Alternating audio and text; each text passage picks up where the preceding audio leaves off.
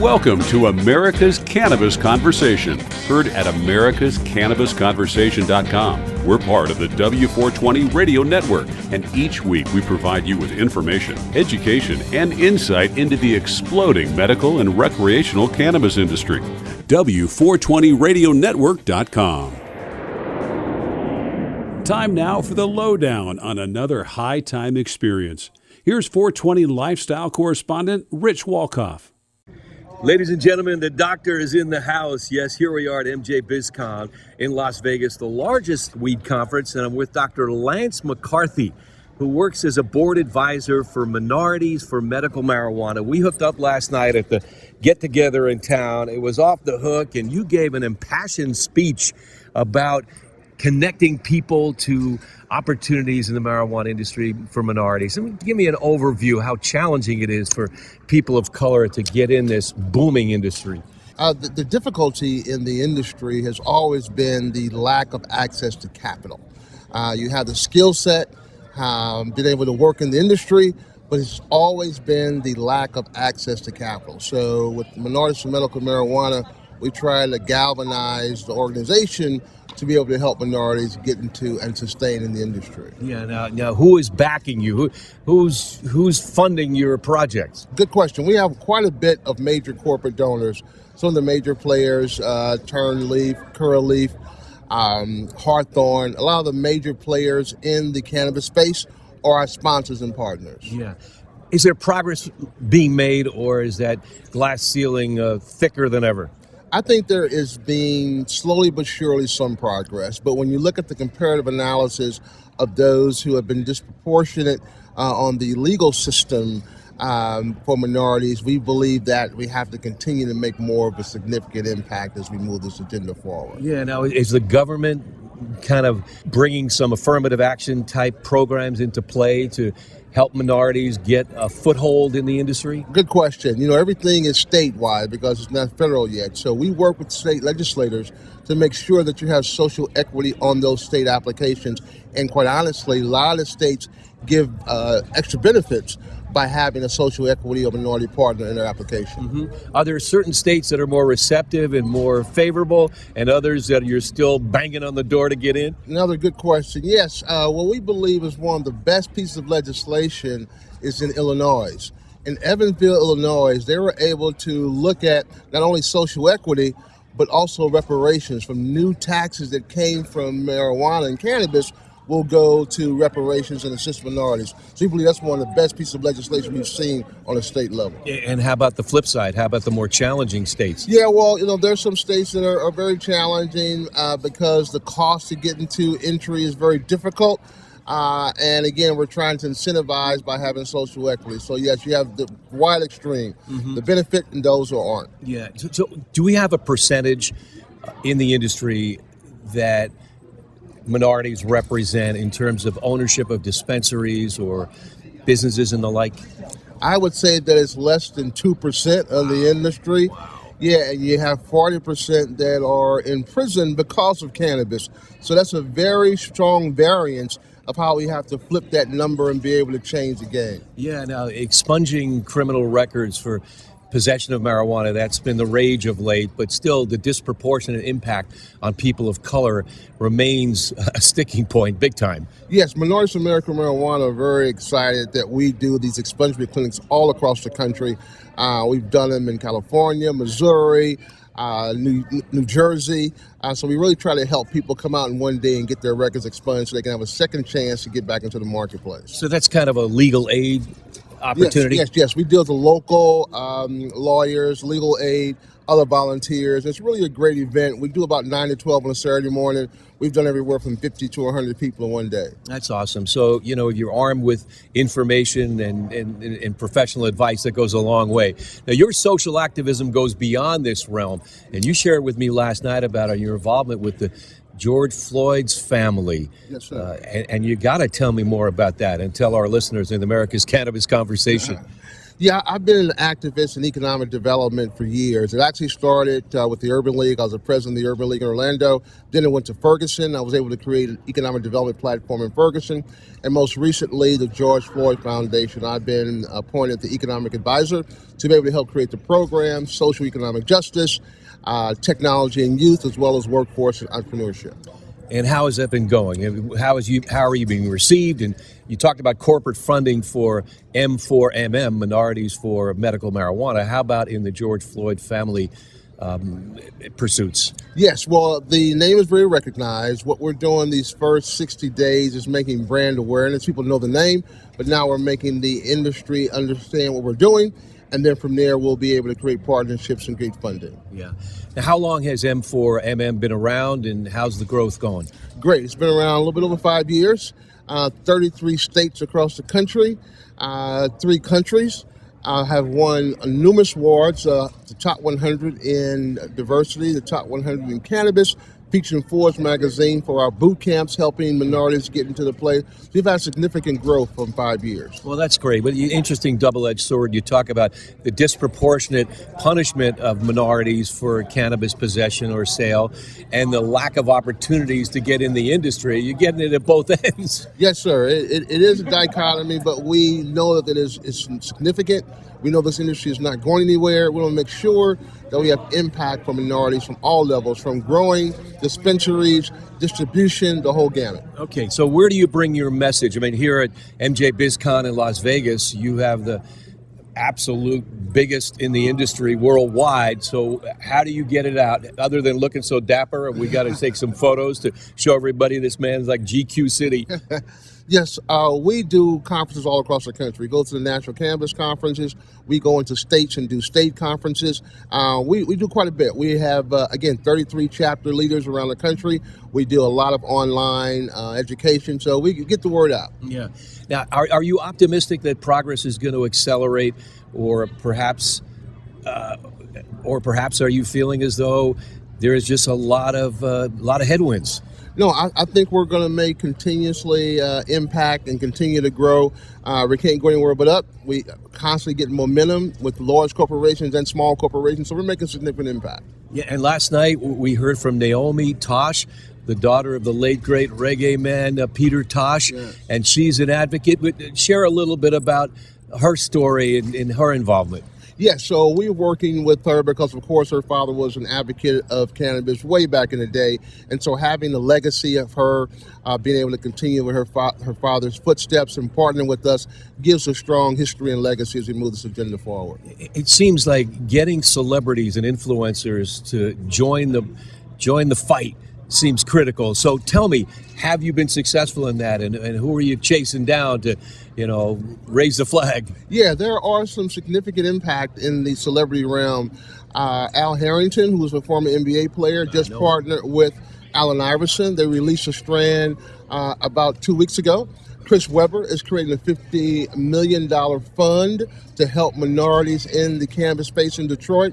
So you're starting to have some celebrities and athletes who are starting to leverage their brands into the cannabis space, which only helps us all. Yeah, so obviously you need the tools, you need the opportunity, and then let me make my way, like teaching a guy how to fish rather than giving him a fish. No one's looking for a handout. No. You just want to level the playing field and make it equal opportunity. Yeah, my philosophy, let's own the fish pond. This is a strong economy, a strong industry. We know it's going to grow, and we want to be a part of it with minorities. Well, that's awesome. Anything else you want to share on M4MM, Minorities for Medical Marijuana, a growing, burgeoning entity, and it's a 501c3, right? Yes, You're a nonprofit, but if people want to get involved or make a contribution? Yes, they can come to our website, m4mmunited.org, m4mmunited.org. Sweet. And you gave almost an invocation last night at this mixer. You have a little spiritual channeling going on. You got to share a little of your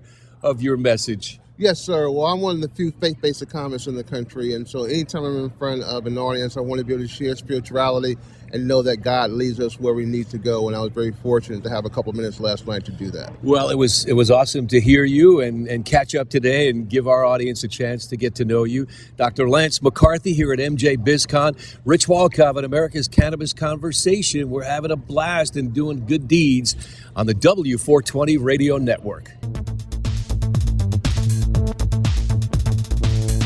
Are you interested in learning more about cannabis? Have you thought about starting your own cannabis business but don't know how? If so, we invite you to join the Cannabis Conversation with other people like you who are looking at the exciting opportunities in this exploding business. Listen to America's Cannabis Conversation. You'll hear from industry experts and get insights into the cannabis industry. For archived shows and for more information, log on to americascannabisconversation.com. Well, we all love that big yellow ball in the sky. The sun is the source of all our living things. But when winter comes, or the clouds come, or night comes, indoor farms turn to artificial light to make their crops grow. And what lighting works best? How do we maximize crop growth? Well, let's say hello to an expert. Joe Sullivan from Franklin Energy. He is the Indoor Agricultural Program Manager, talking about the advantages and the rebate opportunity for those who have a system that may be a little outdated or not as technologically advanced. So speak a little bit more about that, if you would. On behalf of Excel Energy, Franklin Energy, implements their Indoor Ag Business Energy Assessment Program that has access to Excel Energy's full suite of energy efficient rebates that are available to growers and other commercial customers. So at the moment, Excel Energy is providing 70 cents per watt installed as a rebate. So for the purchase of horticultural LEDs, Excel Energy will actually pay their growers to install them. Fantastic. As I said, Franklin Energy does work all over the country for a number of utilities, and there is, at least to my knowledge, no other utility that has as a track rebate for their growers. So right now, if you were to buy, let's just say a 700 watt LED, you would receive almost $500, so $490 for the purchase of those lights, at least per light, that is. So it's a tremendous financial advantage to buy down the cost of horticultural LEDs because we all know that they can be expensive. So it really brings down growers' ROIs to enable them to try out the technology and implement it permanently. That's awesome. I mean, if you can increase yield, optimize your light spectrum so you save money on the energy, you emit less heat, so that reduces cooling energy costs. You control the UV amount, so reducing the stress in the plants, fewer pests, less fungus and the like. I mean, this is the no-brainer of all time. I mean, I'm learning so much, and I'm sure our listeners are too. So if I have an indoor grow and I want to make a transition to LEDs and I want to get that Franklin Energy rebate, tell us what we've got to do. Our rebates are actually paid for. They're paid to growers through Excel Energy. And you can go to excelenergy.com. That's XCEL energy.com to the lighting efficiency section to take a look at the application there. What we do is really help growers from the start to the end. We'll help you identify where that application's at. We'll help you fill it out, maybe help you select some lights and whatever you want your layout to be. You can contact the Excel Indoor Ag program at excelenergy.com. That's XCEL energy.com. And then from there, you navigate up top to business customers and then select rebates from the drop down. And finally, you can select business lighting from there. But the better way to get information fast and to participate in any of our programs would be just contact me directly, either by email or phone. My email address is jsullivan@franklinenergy.com. My telephone number is 720-822-3719. one of our amazing cultivation energy advisors, will help you get started along your journey to be more efficient. That's awesome, and we will link that on our site as well, W420 Radio Network. Joe Sullivan, how illuminating this conversation has been. You've shed the light, put a bright light on a dark corner of my mind about indoor grows and LED benefits and the rebates and the like. And that's Joe Sullivan from Franklin Energy, the Indoor Agricultural Program Manager. He's a Jedi. Thanks so much, Joe. This is Rich Walkoff on America's Cannabis Conversation.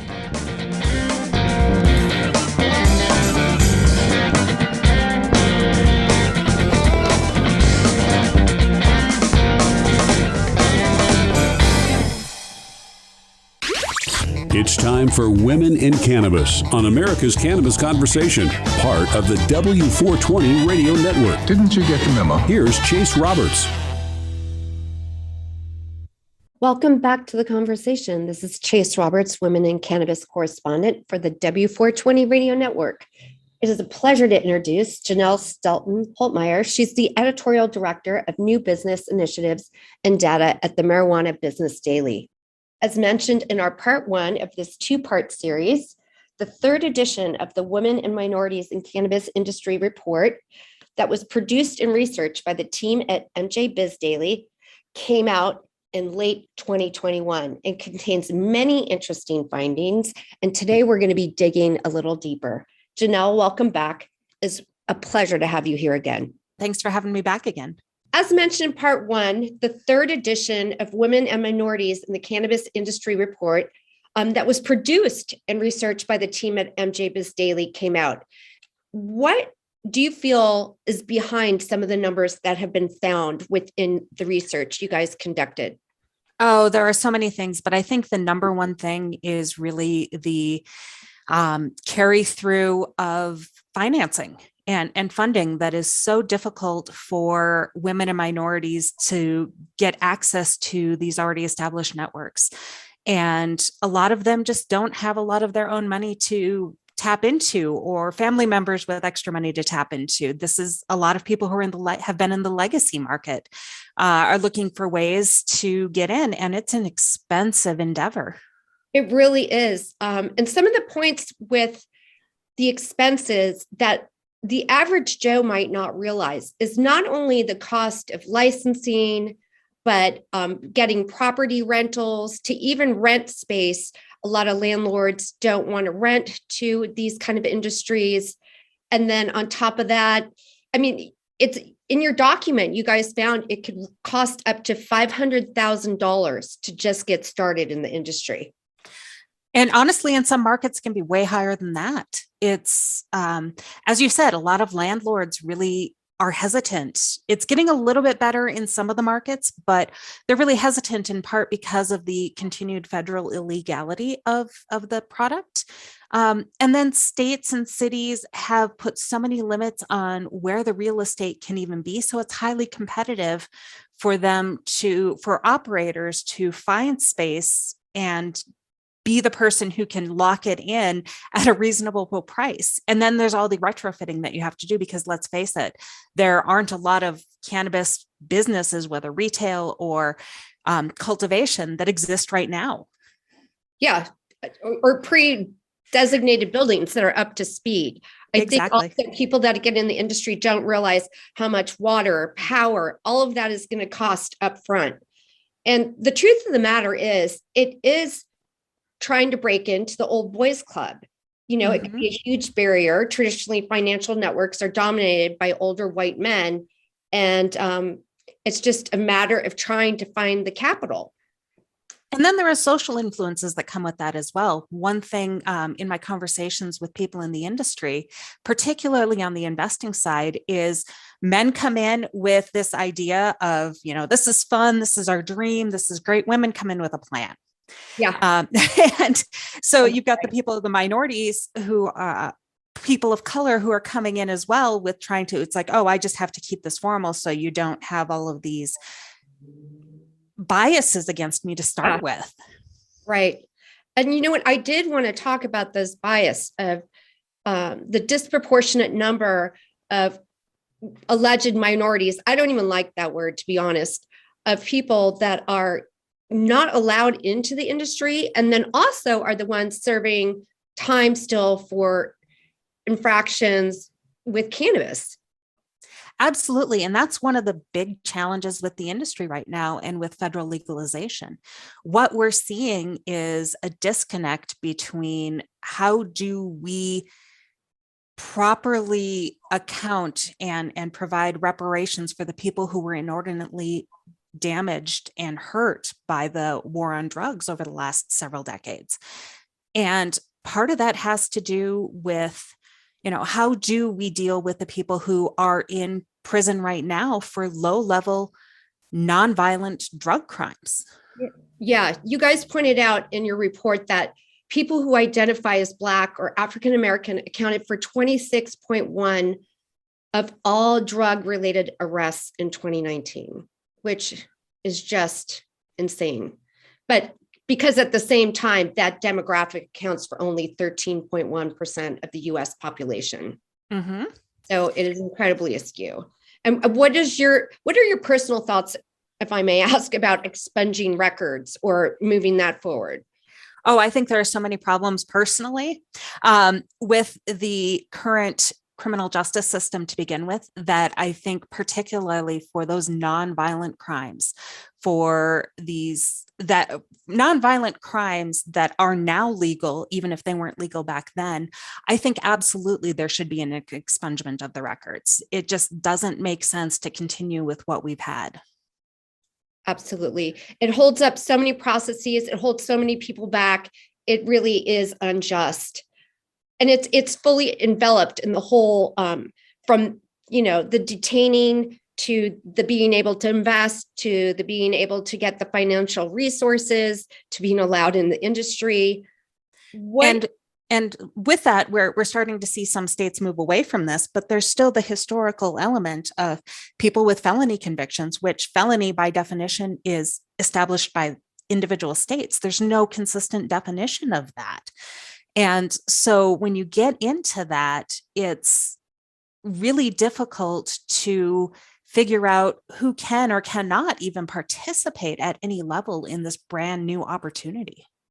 We mentioned this in the previous interview, but the cannabis industry is really mind-numbing in the sense that every part of it needs to find some universal conformity, which seems so ginormous for the United States specifically to unify on anything at this point. Absolutely. And with what we've seen at the federal level, we're not even close to it. Right. We just saw in December, the Safe Banking Act got stripped out of the last chance that it had for passing in 2021. It'll be hard to see what we end up with. And a lot of that has to do with disagreement about the role of social equity and providing these opportunities in those bills. What do you think some of the main ways or that you discovered through research that you think to ensure social equity? Access to finances is one, but are there any advanced directives that you know about that can be beneficial? Well, it's interesting. We're starting to see more approaches to it that may or may not work. New York has set aside New York, which is still waiting to launch, set aside a significant portion of the tax revenues designated as having to be used for communities that were harmed. So what that looks like exactly, we don't know. But if they use it for things like improved housing, if they use it for improving education in these communities that really desperately need some attention, that could go a long way towards giving individuals in those communities a leg up. What we have seen as well that has shown a solid pathway towards more diversity is unlimited licenses.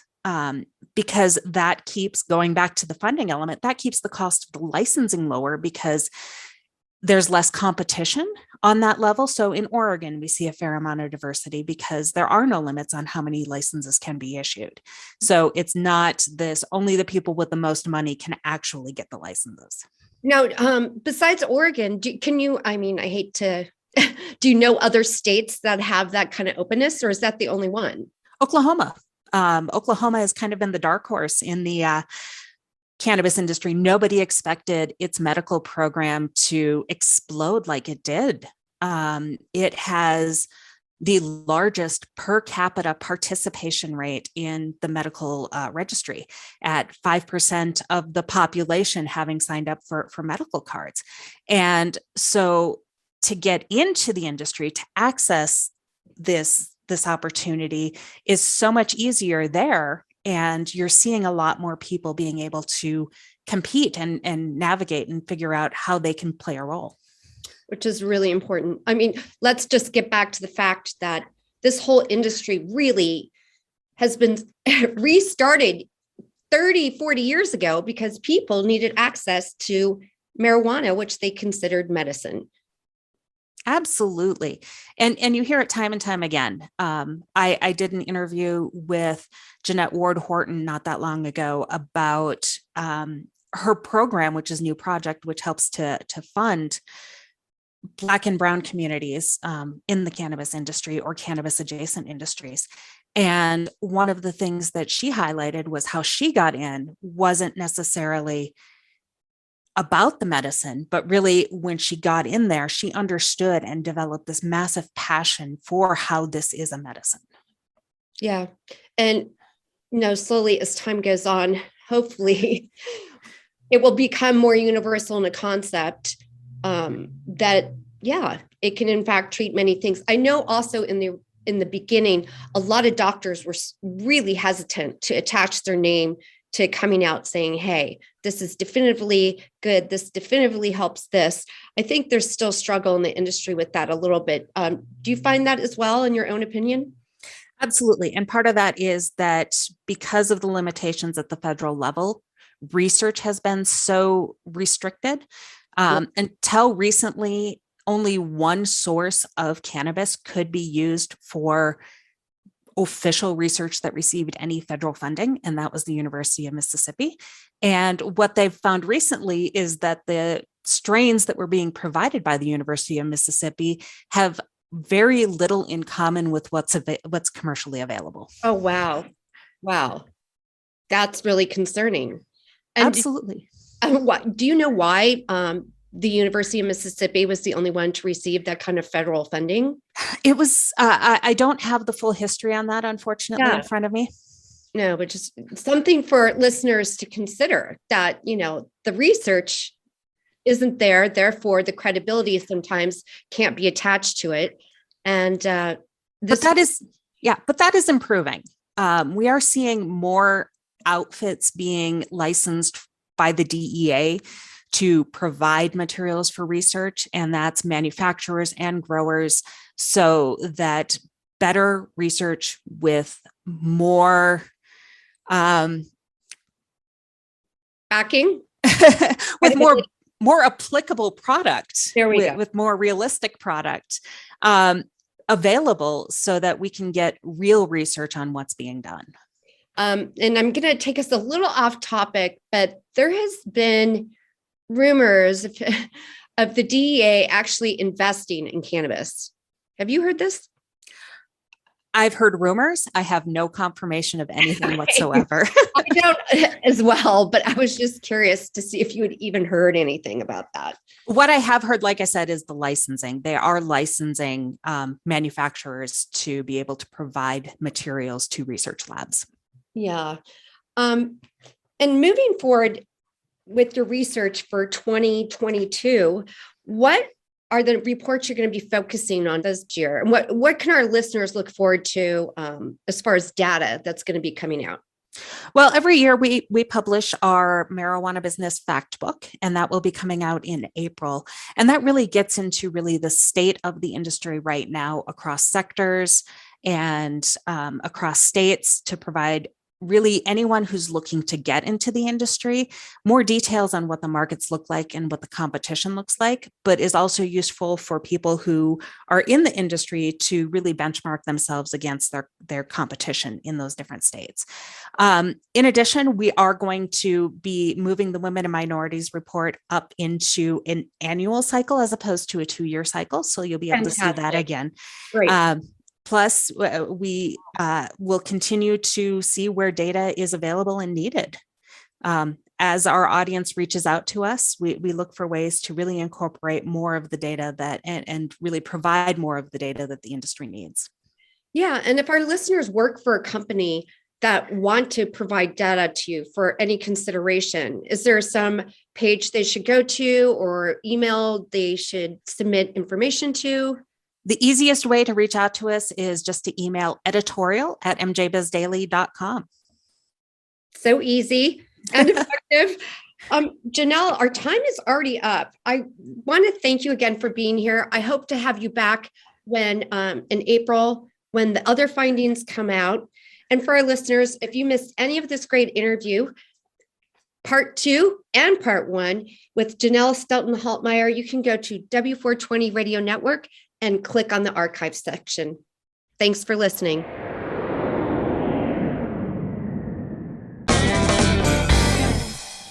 When winter comes or the clouds or night comes, indoor farms turn to artificial light to make their crops grow. Let's say hello to an expert, Joe Sullivan from Franklin Energy. He is the Indoor Agricultural Program Manager. Everybody knows that indoor grow is more challenging, and then again, it can be more advantageous because you can control the ecosystem and your environment. A word for indoor ag or indoor growing would also be controlled environment agriculture. And, that's exactly what you're trying to do. You're trying to control and provide the best possible environment. Far and away, LED is the best source to provide light for plants to grow. They're more energy efficient. They use less wattage, and they provide the same amount, if not better light than high pressure sodium, metal halide, and other traditional light sources. They're more of a broad spectrum light source, so they're providing light within the photosynthetic active radiation wavelengths really more broadly than your traditional light sources. They last longer, and they're traditionally more reliable than high pressure sodium, metal halide, and those types of light sources. I understand it can reduce grow time up to 30%. They can last up to 50,000 hours. They are more durable than fluorescents, and they emit less heat. It's like a no-brainer. And I understand that Franklin Energy is giving consumers an opportunity to capitalize on LEDs if they want to upgrade their lighting system. So tell us what's going on. Franklin Energy runs and implements rebate programs for utilities all across the country. If I have an indoor grow and I want to make a transition to LEDs and I want to get that Franklin Energy rebate, tell us what we've got to do. You can contact the Excel Indoor Ag program at excelenergy.com. That's XCEL energy.com.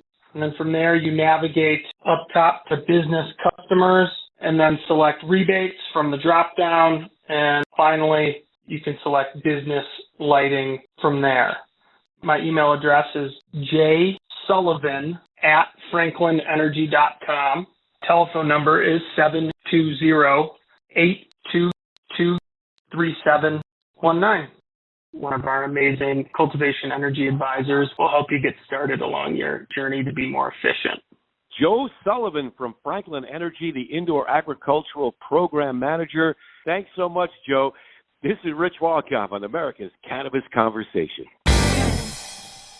You're listening to America's Cannabis Conversation on W420radionetwork.com.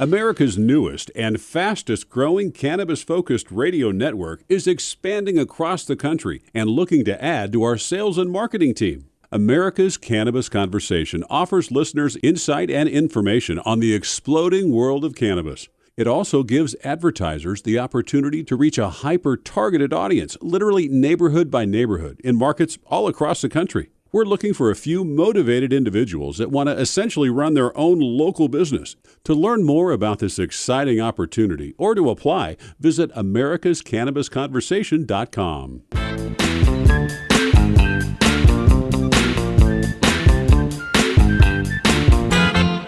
Welcome to America's Cannabis Conversation. I'm David Katzmeyer here with a very special guest from Emerald Sky.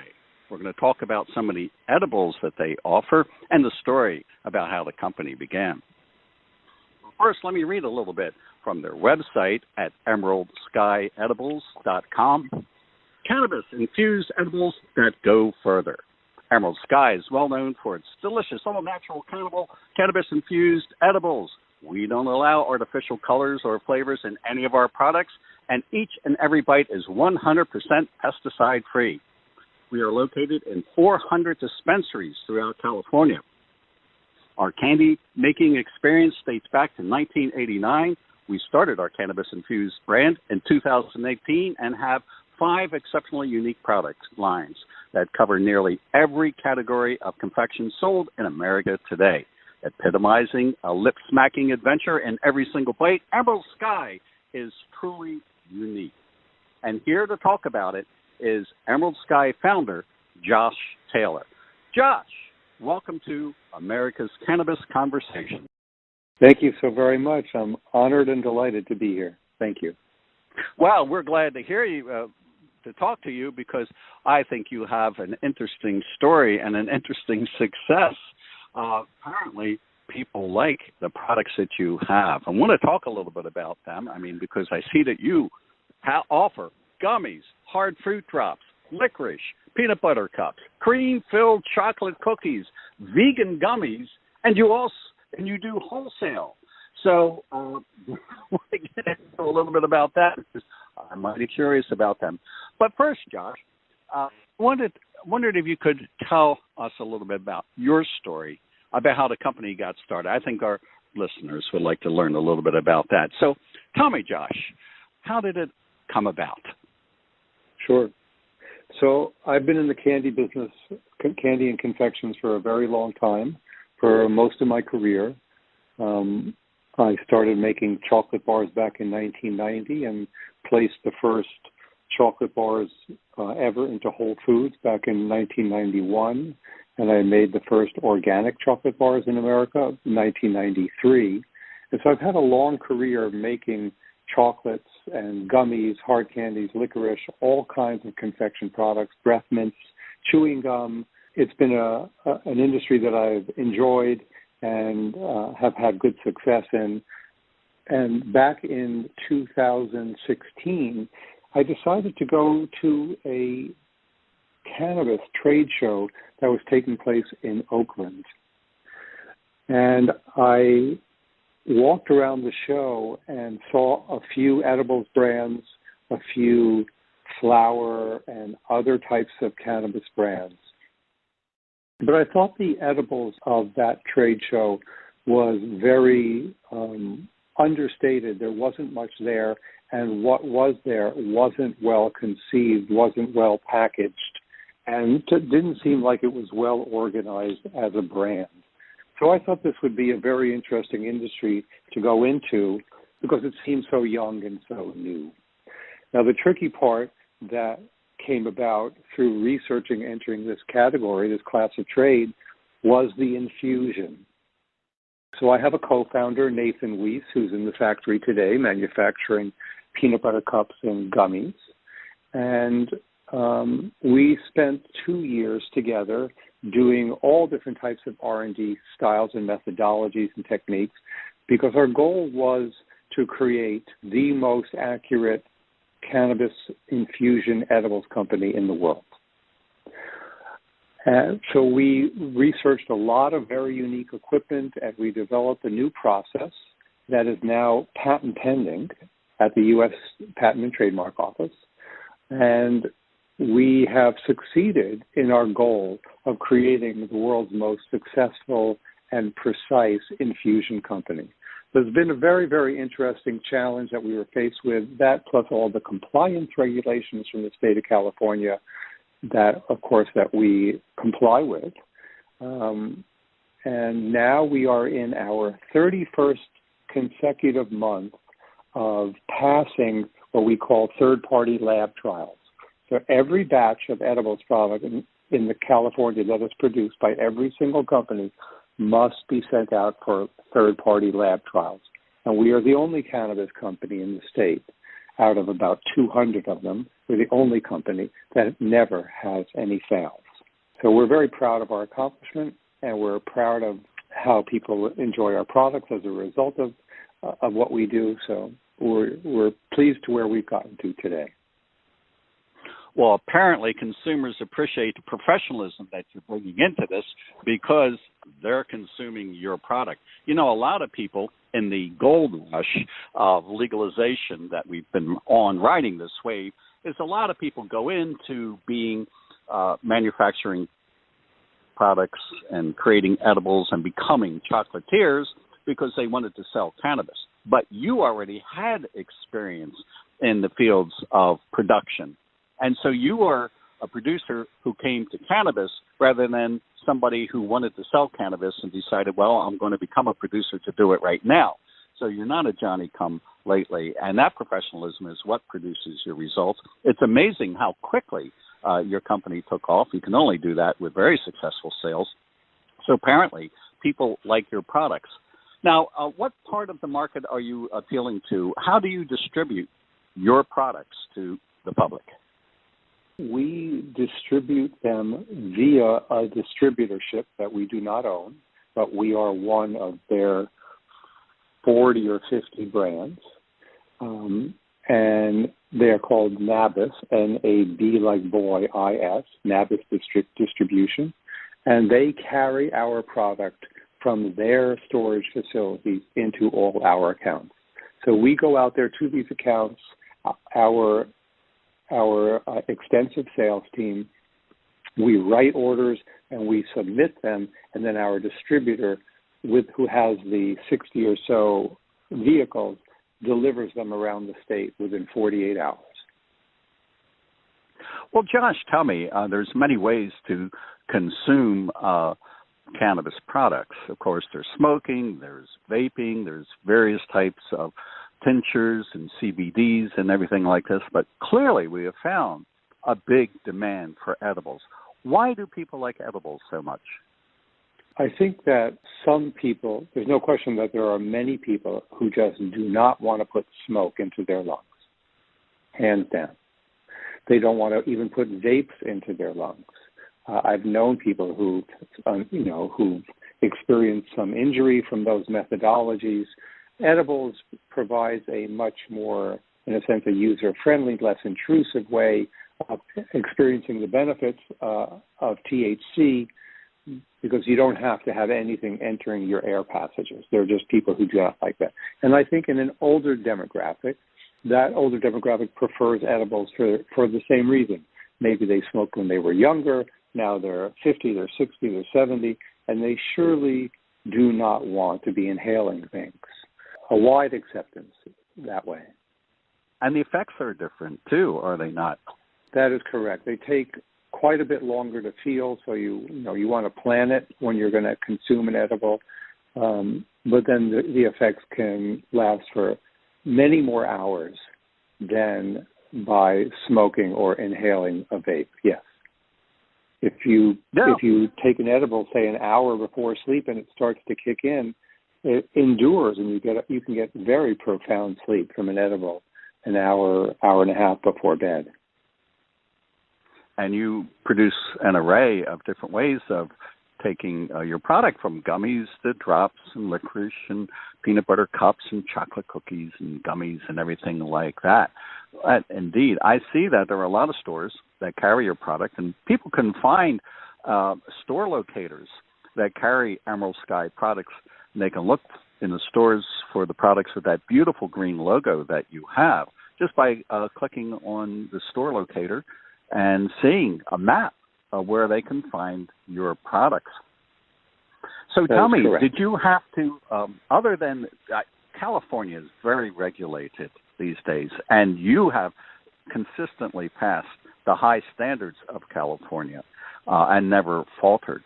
When you were starting up the company, did you encounter major obstacles along your way, or how was it getting this off the ground? It usually takes more energy to get something started than to keep it going. So how was that ride, Josh? That's a very true statement.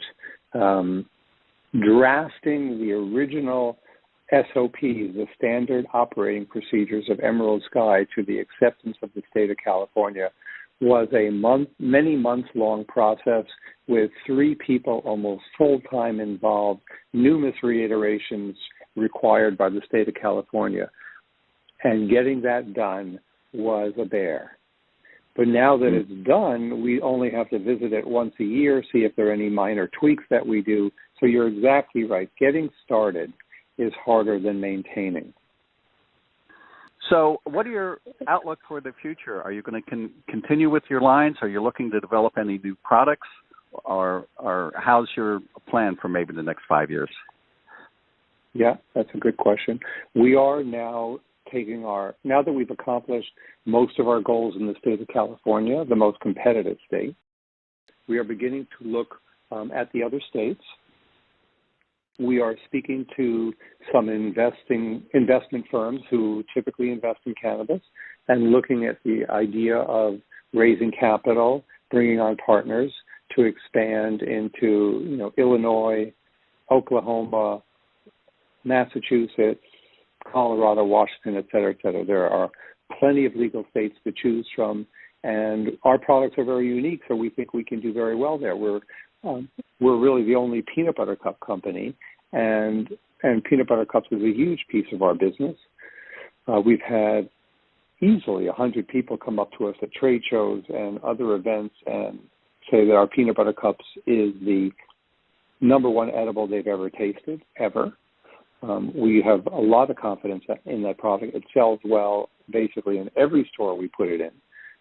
So we're looking at I can't say a national expansion because it's not recreationally legal in every state, but a significant expansion into 10, 12, 15, ultimately 20 states with our peanut butter cups and our gummy products. We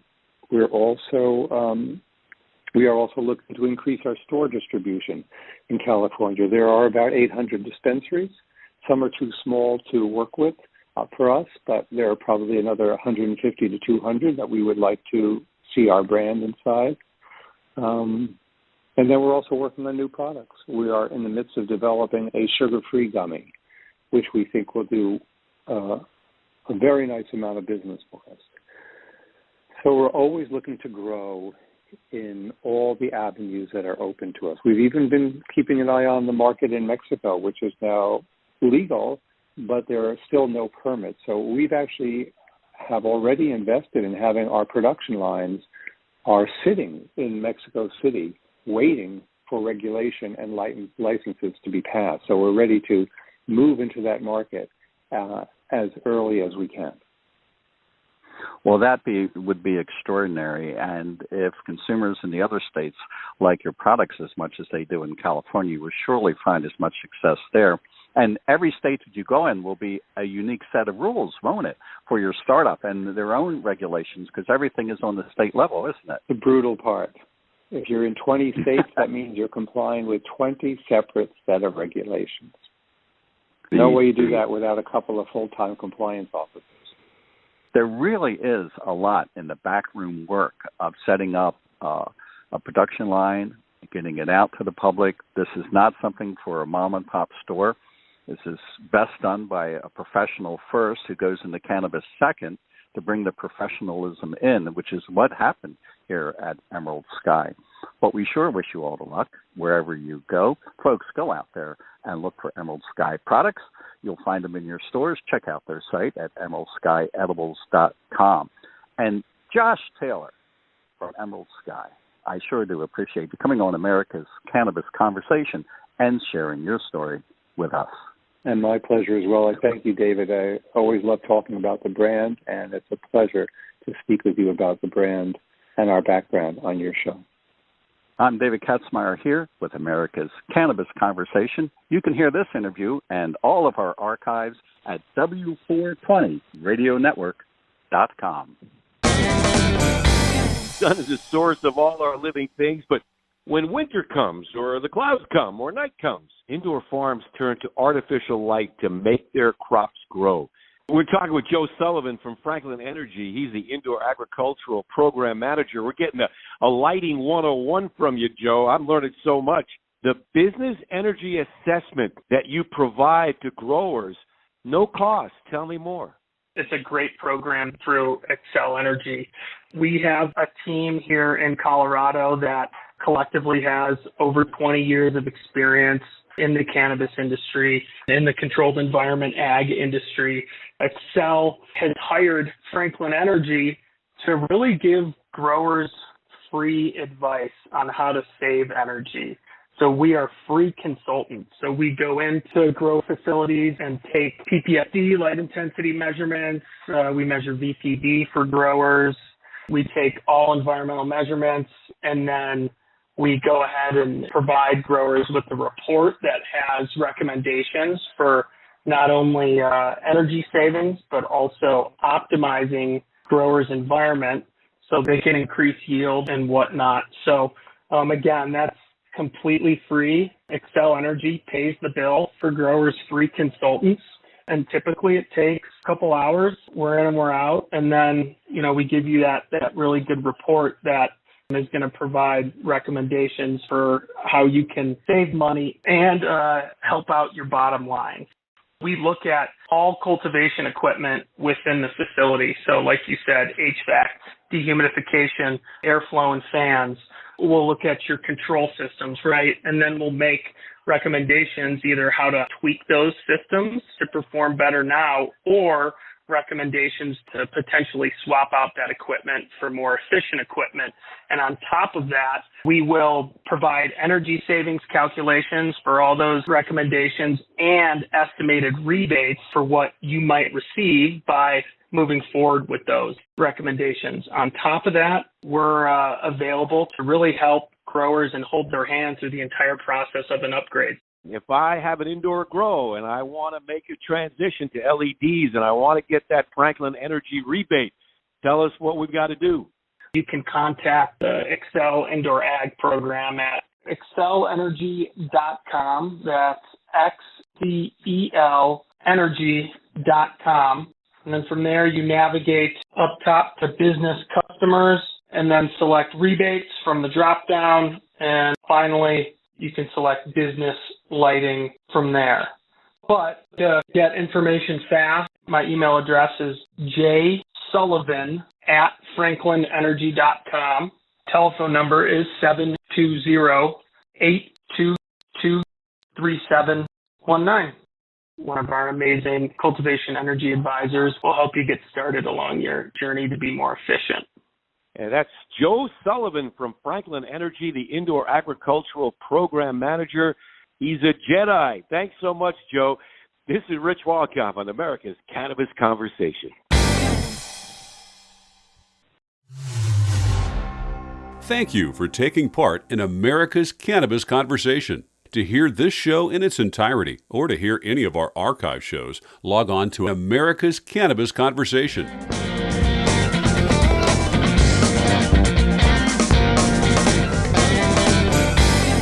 W420radionetwork.com